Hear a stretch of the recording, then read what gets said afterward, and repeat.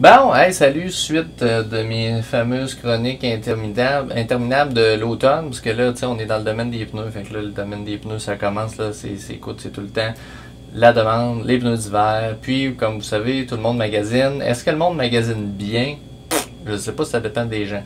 Par contre, là, je me suis dit, je vais rajouter des informations qui sont vraiment essentielles à vous. C'est de distinguer comme faut, c'est quoi la différence entre un pneu neige et glace ou glace et neige, là, puis le fameux pneu à clous. Ces pneus-là, il y a vraiment des. C'est pour tout le monde, c'est différent d'une personne à l'autre. C'est pas tout le monde qui a besoin d'un pneu à clous, c'est pas tout le monde qui a besoin d'un pneu à neige. Donc on commence, on va vous dire ça, on va essayer de vous simplifier ça. La plupart, on va y aller par la base, c'est ce qui inclut à peu près 80% des gens quasiment sur le marché. La plupart des gens sont en ville. Ben là, regarde, on va parler pour les gens du côté de mon garage, hein, on va y aller simple. Québec, tiens. Québec, c'est une ville qui a... la plupart des gens sont toujours dans un réseau assez proche. C'est rare que les gens vont faire 50 km par jour. C'est rare que les gens vont sortir dans des routes qui ne sont pas entretenues.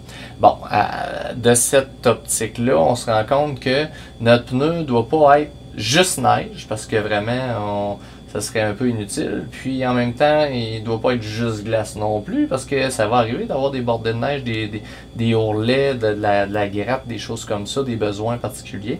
Donc en ville, le typique, c'est un pneu glace et neige. C'est celui-là qu'on a tendance à proposer aux gens. Le pneu glace et neige, c'est un pneu qui est de haut de gamme par la base. Pourquoi? Parce que la capacité d'être bon sur la glace, de rester mou, agile en bas de moins 10, en bas de moins 15, de continuer à travailler à moins 20, c'est la qualité, la recette du caoutchouc. Donc ces pneus-là, longs, alors qu'un pneu cheap, un pneu qui est médiocre, l'aura pas, il ne sera pas capable, il va se débrouiller un peu, mais ce sera loin d'être la même chose qu'un pneu haut de gamme. Ces pneus-là, par le fait qu'ils soient glace et neige, ça veut dire qu'ils sont aussi munis de beaucoup de lamelles. Donc, la façon de faire le pneu, si on le regarde, mettons qu'on c'en est un, si un haut de gamme, c'est un Toyo GS66 qui est haut de gamme. Si je l'approche, c'est pas évident, sinon la pile de pneus va débarquer, mais c'est pas grave. Il y a énormément de lamelles. Les lamelles, c'est toutes les petites fentes qui ont plein de petites formes comme des genres de zigzag dans le pneu. Ça fait en sorte que les pneus bougent puis sont capables de s'écraser sur la glace puis de faire un effet ventouse. Ça, c'est important, c'est ce qui fait que vous tenez sa glace. Sinon, vous allez glisser. Ces pneus-là, longs. Bon, tous les pneus ont un peu de lamelle, comprenez-vous, c'est rare, un pneu n'est pas des blocs pleins, ça n'existe pas. Alors, un pneu d'hiver, il est homologué pour l'hiver pareil. Mais ce pneu-là est clairement meilleur dans la glace qu'un pneu à neige. D'ailleurs, je m'en vais au pneu à neige tout de suite parce que je veux que vous compreniez la différence. Le pneu à neige, je vais vous l'approcher un peu. Le pneu à neige, comme là ici j'ai un Firestone, un Winter Force, vieille technologie. Ça fait encore dans certains cas moins cher. C'est un pneu qui va avoir tendance à durcir un peu plus, effectivement, quand la température va être très froide. Ce pneu-là, l'avantage qu'il y a, c'est qu'ils se permettent de faire... Il y a plus de vide dedans. Il y a des espaces supplémentaires entre les crampons. On veut que le pneu soit... Regardez, le crayon rentre, là. Vous voyez, l'autre c'est impossible, ou presque. La façon de parler, ça rentre un peu, mais on s'est plus serré. Lui, c'est plus ouvert. Il y a plus agressif, on va dire ça comme ça. Lui, il a une capacité de pelleter un peu plus de volume de neige. Son but, c'est la neige. C'est comme ça un peu, lui, c'est sa force, on va dire ça comme ça. Donc, dans des besoins de rue très mal déneigés, il va très bien s'en sortir. Sur une asphalte, sur l'autoroute, mal salé, mal déglacé, qui aurait comme aucune neige avec une surface glissante, oh, là, il est passé deuxième. Il n'est pas assez bon, c'est un pneu qui est vraiment plus neige. Donc, ça fait dans certaines conditions, mais dans d'autres, c'est un peu plus, c'est très ordinaire. Donc, il s'agit d'acheter la bonne chose en fonction des besoins. Vous comprendrez, c'est pas le même but. Ce pneu-là a un désavantage sur le pneu aussi glace et neige, c'est que par le fait qu'il soit fait comme ça, plus agressif, avec des crampons un peu plus espacés, ça scille plus. Il y a plus de bruit aussi. Et si l'épaule est très ouverte, on peut aussi avoir des pneus qui risquent de s'user un petit peu moins bien, moins égal. Mais là, le rendu là, c'est pas tant marqué que ça. Donc, c'est ça pour les deux, donc le glace et neige et le neige. Oubliez pas, là, dans tout ça, dans ces gammes-là, il y a des dizaines de marques de chacun et plus. Puis ces pneus-là, il y a beaucoup de marques qui ont un et l'autre. Donc, les marques savent que chaque client ils ont des besoins différents. Donc, exemple, le Toyo fait le GSI6 qui est hyper pour glace, qui est excellent sa glace. Mais ils ont créé un G3 avec des espaces puis plus agressifs sur neige. Ils l'ont créé un G3 pour ça. Chaque marque font un peu, ils ont cette mentalité la plupart du temps. Ensuite de ça, étant donné que c'est vraiment de plus en plus populaire pour plein de raisons, mais ça a des désavantages aussi, le fameux pneu à clous. Le pneu à clous, lui, il a déjà existé pas mal. Après ça, il a déjà disparu pas mal. Puis là, il revient pas mal. Pourquoi? Ben, des raisons. La première, c'est que dans le temps, ça fonctionnait parce que, veut pas, on était mal pris. Les autos étaient, écoute, propulsion, c'était l'horreur.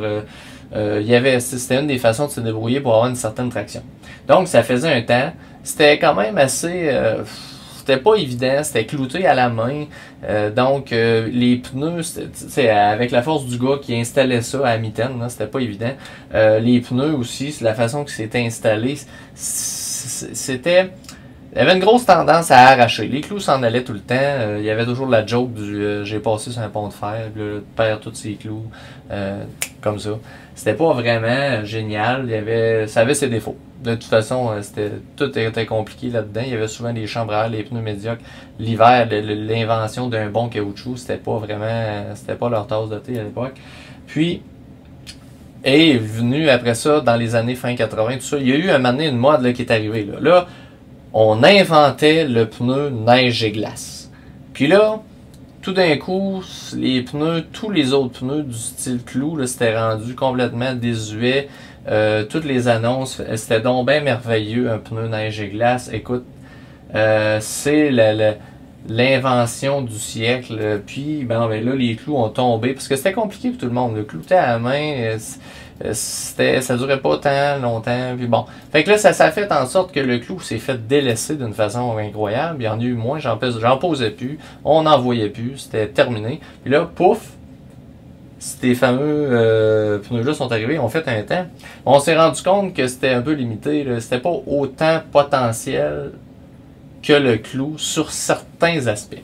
Et là, les Européens là-dessus ont recommencé avant nous. Puis, ils ont compris quelque chose, tout le monde a compris quelque chose, c'est que le pneu à clous, ils ont commencé à avoir des pneus à clous plus haut de gamme, cloutés à l'usine, pas à la main. Tous les clous sont faits installés à l'usine. L'avantage, la machine, elle les installe comme il faut en bébite. La différence, c'est que les clous, pendant plusieurs années, sont toujours dans le pneu, tout le temps, à quelques exceptions près. Donc, le pneu garde 4 ans, 5 ans, il garde son agressivité et les besoins du clou sont là du début à la fin. Le clou use mieux, correct avec le pneu, il n'y a pas tendance à s'arracher. D'autres, il y a plein de possibilités avec ça. Qu'est-ce que ça sert? On va y aller par ce que vous voulez savoir. Qu'est-ce que ça sert un pneu à clou? Ça sert à combler l'avantage du caoutchouc avec l'avantage des sillons pour la neige, les lamelles, mais on rajoute une couche d'agressivité sur la glace vive.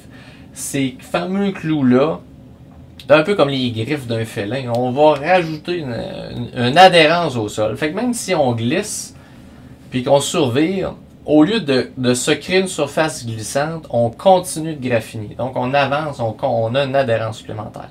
Le désavantage par contre, parce que comme je vous dis, il y a une énorme traction supplémentaire à n'importe quel des autres pneus que je viens de présenter. Mais, il est vraiment plus bruyant. Il y a des contraintes pour les pauses, les temps de pause. Il ne faut pas dépasser au début et à la fin, parce que là, mettons, faut le mettre après le 15 octobre. Il faut l'enlever au mois de mai avant là, une certaine date. C'est touché, il ne faut pas dépasser, on va avoir une contravention. Puis, il y a le fait aussi qu'on a des interdictions dans certains stationnements souterrains. C'est des choses comme ça, comprenez-moi, là, fait que si pour certaines personnes, ça peut être vraiment contraignant. Ah, j'oubliais aussi, si vous roulez sur une asphalte qui est chaude, qui est mouillée, mettons, je sais pas, à l'automne, quelque chose comme ça, c'est un pneu à haute vitesse, mettons à 110, vous allez avoir un inconfort à cause des clous, un peu comme si vous étiez à talons hauts. C'est pas dangereux, mais on sent vraiment, là, On aime moins le taux, là, la réaction sur route. On n'est pas comme un pneu d'été, là, ni comme un pneu neige et glace, par exemple. Donc, ces pneus-là, par contre, ça compte des besoins particuliers pour les gens qui ont des vrais gros besoins, qui passent d'un endroit à l'autre, c'est imprécis, qui n'ont pas le luxe de dire « Oh, je reste à la maison aujourd'hui », puis qui sont obligés de monter à un endroit malgré une tempête. Il n'y a rien qui accote un pneu de haut de gamme qui, en plus, a des clous à l'usine. C'est clair et net. Il n'y a rien qui accote ça. Ça vous permet de choisir, par contre, de votre côté, la gamme que vous voulez. En terminant, peu importe que vous preniez glace-neige, neige ou à clous, dans tous les cas, la qualité du compound, la recette du caoutchouc et la marque que vous allez choisir a une influence vraiment grande. C'est pas vrai qu'un pneu à clous, c'est tout pareil, puis c'est pas vrai qu'un pneu neige et glace, c'est tout pareil, c'est pas vrai que les pneus neige sont tous pareils. Donc, il y a le reste aussi qu'il faut prendre en ligne de compte. Mais, pour ce qui est de ce que je vous disais, donc, neige, glace-neige et clous, ça vous donne au moins une façon de commencer votre magasinage. Salut!